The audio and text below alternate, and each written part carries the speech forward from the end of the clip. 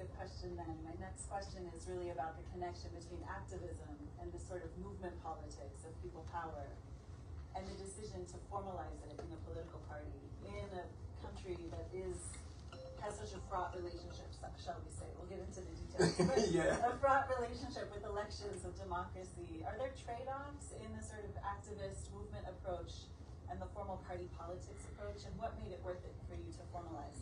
Yeah. Actually, it's a huge trade-off, I must say. I was an activist into activism. I believed in it. I still believe in it.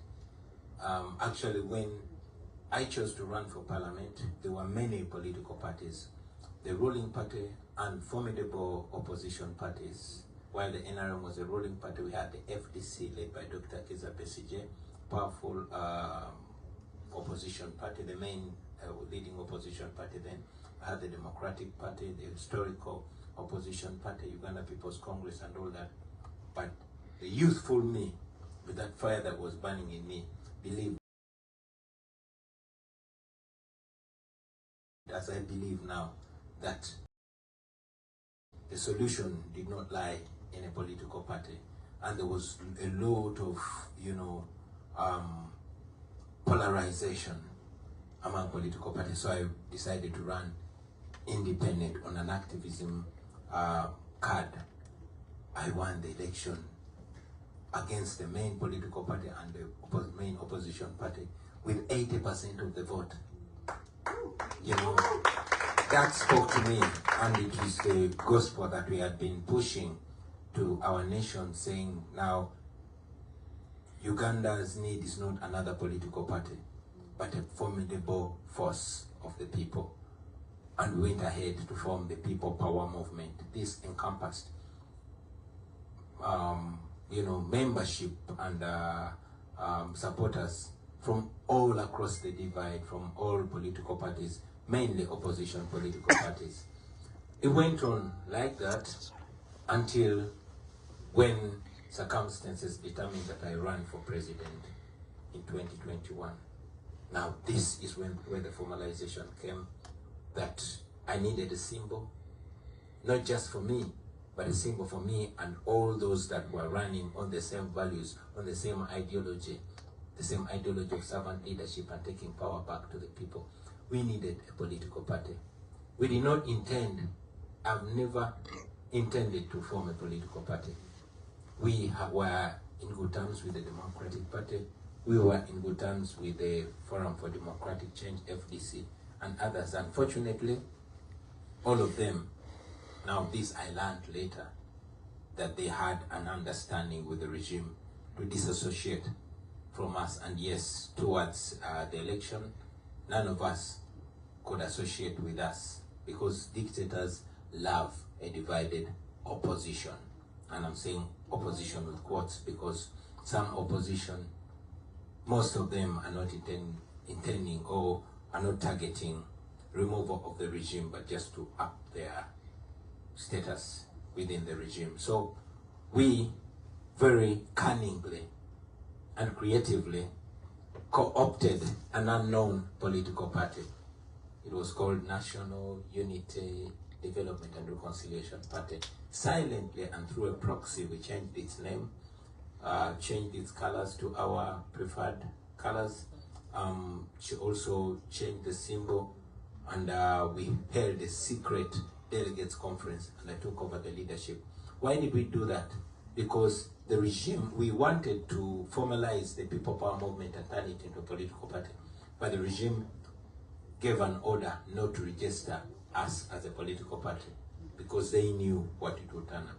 Anyway, fast forward, we took over this new political party, and in a shocking revelation, we held a press conference and said, ladies and gentlemen, now we have a new political party, and we held a secret delegates conference, and here I am. I'm the president of that party, and the nation went into a frenzy. Now this was just a month and a half towards the main election. We were able to nominate on that political party, and we won the election, although it was rigged.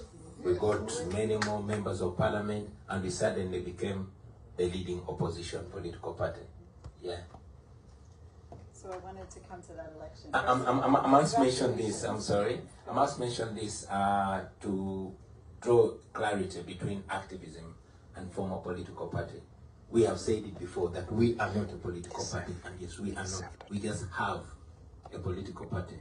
We took over that political party to have a formal and legal platform, an electoral platform as a political party. But to solve our problem, we are the People Power movement, not the National Unity Platform. We just have a political party, but we are a movement. I don't know if I make it more clear. Yes, no, I understand. I mean, I think also what you just demonstrated, it's almost like show, don't tell, the link between theater, which is the like reveal of who we are, like the colors, the flag, the icon of the party, and the law, which is you have to find a path. It has to be something that's not obvious because there was an attempt to deny you the right to register. So those trainings served you well. At the end of the day, you're still a lawyer and a theater and music. Drama school did it. Drama school did it. So I wanted to dig into the election a little bit because we have many sort of politically minded people in the room. I hope all of you will actually contest power, do the hard thing. You can ask our guests today what it's like. But in January of this year, President Yoweri Museveni was declared the winner of the presidential elections, marking his 40th year in office. There were widespread allegations of human rights abuses, fraud. We heard about the abuse and torture that you and your family have experienced, and for that, we're so sorry. You were declared officially the runner-up. Can you walk us through what the experience is like contesting elections that you know are not free and fair, and what was gained in spite of that? Yeah, it's a long story. I wish I could, in just half a minute, take us back to 2021 because that was the first time I ran for president. I was aware of General Museveni. I was aware of how captured all institutions are, including the police and the military, the parliament, everything. And indeed, in Uganda, like some places, some other places in Africa, running or contesting against General Museveni is contesting against the Uganda People's Defense Forces, the Uganda Police, the Bank of Uganda, every institution of state. You can see this. Just yesterday, his son, General Muhoozi, who is the Chief of Defense Forces, had his birthday, and all soldiers were ordered to put on his t-shirt and go running. This included some ministers, some generals, and he's always on Twitter. X. Speaking his mind, however, although it might come off to many of us, and he was ordering all former military commanders to show up if they don't want to have a problem. Anyway, so we went to that election. I went into that election because our major goal that time was to bring our common people close to their politics. You see, we come from a country that for a very long time has made an effort to disassociate politics from the common people. And the common people are the masses, to the extent that they didn't know, neither did they care about how they are governed. But in 2021, we were able to awaken the people and show them the importance of politics and why they must come out and vote. And indeed we won, but it was, rigged. So coming back to contest in 2026 was a huge debate. Personally, I had endured so much. I'd seen hundreds of my friends killed. For example, on 19th and 18th of November 2021, hundreds were massacred on the streets, although the government only acknowledged killing 54. So I didn't want to run again. But again, we needed to use the election. Again, since it's the only opportunity, we get to speak to the people. We are heavily gagged, heavily controlled, heavily, intercepted everywhere. So we ran again. This time we had a mission to unite the people of Uganda, but also to be able to reach every corner of the country. That was our only excuse to speak to the people, because I was a presidential candidate. And indeed, The presidential campaign was given 112 days, and I was campaigning every single day of those 112 days. I reached every corner of the country. Of course, I made tear gas and bullets, and we were able, to once again awaken the people of Uganda. Of course, it called for more brutality now because the people were more charged. As we speak now, people are being abducted. As a matter of fact, as soon as we cast, my wife and I, as soon as we cast our vote and returned home, we were immediately surrounded by the military. We knew it would happen, but this time it was more because by the time we had the election, the internet was switched off 2 days before. Radios and TVs were switched off, those that were not pro-regime. Journalists were ordered not to cover the election.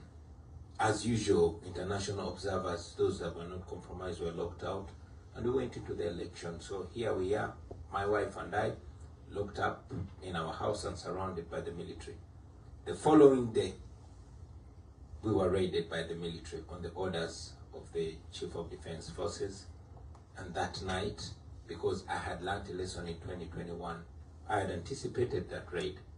And our friendly people within the forces had warned us that there was an order from the Chief of Defense Forces, who is the son of the president, that I should be disabled fundamentally. Whatever that meant, for me, it rang a bell. So I played a ninja role and disappeared. And disappeared from my house. We call it Robert Dobb style. On the 16th, they didn't get me, but that day they did not break into my house. I remained at large. I wanted to be able to charge up my people, to be able to communicate, because I knew they would lock me in my house, cut off the internet, and isolate me from the rest of the world. That went on for another week. Now, on the 23rd of January 2026, after looking for me for a week and a few days, and they confined me, the son of the president got so angry that he raided my house. This time they broke into my house, found my wife, beat her so bad. They beat my family members. They stripped my wife naked. Meanwhile, they were filming and taking pictures, the same pictures that later on Museveni's son, who is the Chief of Defense Forces, tweeted in his, usual tweets, erratic tweets, for lack of a better word, saying this is Bobi's wife when we captured her. Now, those who don't know Muhoozi Kainerugaba, let me give him free marketing. Please follow him on Twitter. He's Muhoozi Kainerugaba. It will help for you to see what he does. Many of you know about the story of Idi Amin. We have a new one who is more crude. He does not pretend, unlike his father, he does not pretend to be a good dictator. He said on Twitter that he would abduct my bodyguard, torture him, and he did that. Stripped him, shaved him, he had his beard and hair, and put him on Twitter. He does that. He has bragged for killing 23 of my friends, and he was looking for me to be the 24th dead body. He once again also ordered me to show up in 24 hours or they will find me and kill me. And when I didn't show up, he gave an order publicly that I should be delivered dead or alive. He also ordered publicly that I should be castrated. So the military and the police mounted roadblocks everywhere in the country. You wanted your balls. Looking for me. Yeah, looking for me. When they didn't find me, they kept raiding my friends, members of parliament and all that. He raided the home of my personal assistant when he didn't find me, because he was looking for me. When he didn't find me, they abducted the wife and kept her in a military barracks for 37 days. And in those days, we don't know to the extent what exactly took on, but she told us, among other things, that they removed her contraceptive, her IUD from her. This is a military barracks, and many other things. So, knowing that I knew that the first time they get their hands on me, I was a dead man. Once again, I played James Bond. And in a Robert of style, exited the country, and here I am. Yeah.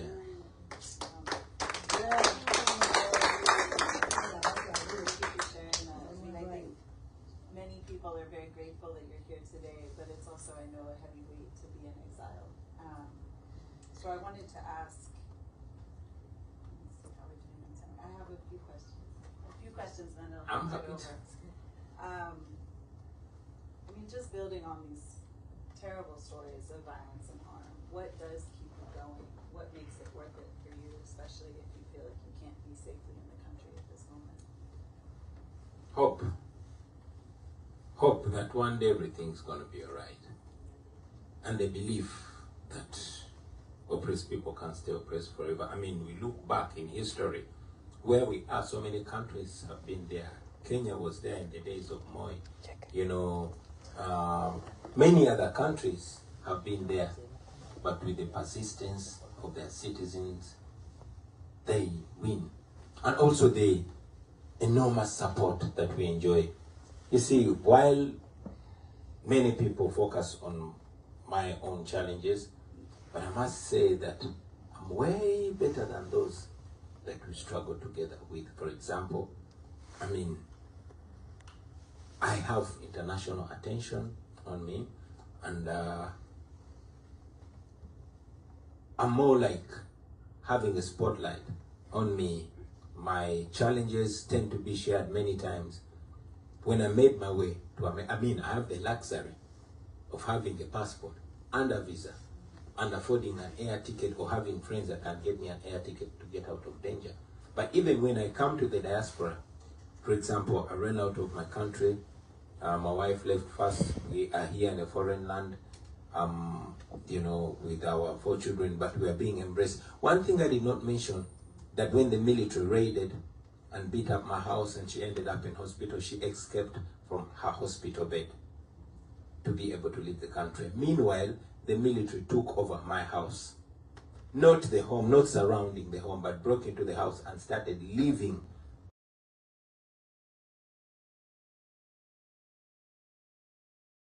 Those that, there was one gardener that stayed there, and every now and then would see soldiers moving out of my house in my clothes. So it would be funny if it wasn't sad, but we were able to go past that. So the hope and the support that we get from the people that are even more oppressed than myself, I mean, the common people, that alone keeps us going. You know, when I was in hiding, I would just show up in people's houses and they would, you know, let me in. There's this one time when I was moving with my mask and showed up, whenever I show up and say, it's Bobi Wine, shh, everybody fits in. I mean, it's like we have known each other for a long time. There's this Muslim woman whose house I ran into while they were chasing us. She screamed, oh my God, and they say, it's Bobi Wine. Suddenly she went quiet. I know. So for me, that is one thing that keeps me going. The faith that people have in this that we believe in, the support that we enjoy, the fact that the millions of people are involved in this, young, old, men, women, rural, urban, educated, uneducated. Everybody sees this as an opportunity for us to get together and overcome it. The struggle has been taken from the intellectuals way down to the masses. It has been owned by the people, the border riders, the farmers, the barbers, the vendors in the market. That alone gives me hope that this is going to go well and we're going to win. So that alone is one fuel that keeps me moving. Thank you. So I'll ask my last question, and then I'll open the floor. I was supposed to be moderating a conversation with activists from Tanzania recently, and for their own security, we had to cancel the discussion. And so I wanted to ask kind of what your assessment is of the landscape across the Great Lakes region, East Africa, and even across Africa or the world, whatever level resonates for you. I mean, Uganda is in some ways not exceptional. Your story, your individuality, the movement is exceptional, and yet we see this sort of democracy needing to move into movement rather than be able to contest elections, authoritarians, validating election results that seek to give themselves legitimacy. People talk about backsliding, they talk about rising authoritarianism, but you're sort of at the front of the mind of what do you see in the region and what do you think is going to happen next with the young people? Thank you. Uganda is not a special case. This is a challenge that is in not only the Great Lakes region, but all over Africa, and it's very sad. As a matter of fact, when I escaped out of my country, many people that present themselves with a badge of Pan-Africanism criticized me so much for running to the white man's land, for running to the colonialists. I mean, that's not where our solution is. They would probably escape me to run to Kenya or Tanzania or any African country, and I would love to, But as we speak right now, the dictatorship in Uganda has and continues to export itself to many other parts of Africa. And that is the danger of dictatorship, like Martin Luther King when he said injustice everywhere, anywhere is a threat to justice everywhere. In the current times, a dictatorship anywhere is a threat to democracy everywhere, because it emboldens other dictators that it's actually possible you can do it and get away with it. I mean, back in the day, Africa was safe. The freedom fighters in Uganda, those who fought against Idi Amin, they didn't have to run to America, they just ran to Tanzania. As a matter of fact, Tanzania helped us get rid of Idi Amin. I wish we could be moving forward and not backwards. Museveni himself and our fathers that were fighting against the Obote government, they would run to Kenya because Kenya was safe. Just over a year and a half ago, Dr. Kizza Besigye, a veteran, iconic freedom fighter in Uganda, was abducted from Kenya by Ugandan security with assistance with the Kenyan security. He was driven in a car trunk, in a car book, across the border illegally and charged in a pseudo-military court, in a kangaroo court in Uganda. Activists from Tanzania are being tortured. Those that come from Uganda and went to Kenya, there was, our brothers and sisters that went to Kenya, that went to Tanzania. Many of them got tortured for days, sexually assaulted, and men, they were sodomized, It is sad that now, East Africa in particular is being reduced. The East African community is being reduced to a president's club to keep each other safe in power. It's not like the way it used to be. The longer people stay in power, it's the more they get spoiled. I think when we were having a conversation earlier on, I told you that I was named after Robert Mugabe. He was a prized revolutionary. He was a great guy that people admired. Unfortunately, by the time he died, he had degenerated to a despised dictator. And over the time, it was no longer pride to share a name with him. That's why I even changed my name to Bob, because Bob was better than Robert, although it meant the same. So my point here is that the region is not as safe as should be. We find ourselves running away from home and running much further from even the continent because it's not safe at all, because democracy is dying, because dictators are looking out for each other and trying to squeeze life out of all those that try to empower people and try to keep the democratic candle burning. All right, the floor is open. I'll ask that you please keep your questions rather than speeches, and please keep them brief, and introduce yourself. Is it okay if we take two at a time? Because I see we have a large audience. Okay. So we'll start here in in the front, and then I'll come to the next person in the front, and then I'll go to the back and try to be democratic and inclusive. Hi, thank you so much for your... Would you stand, just so everyone Okay, can yeah, hear you? my name is David. I'm a second-year grad student at Harvard here. I'm actually taking a class with Dr. Marks now.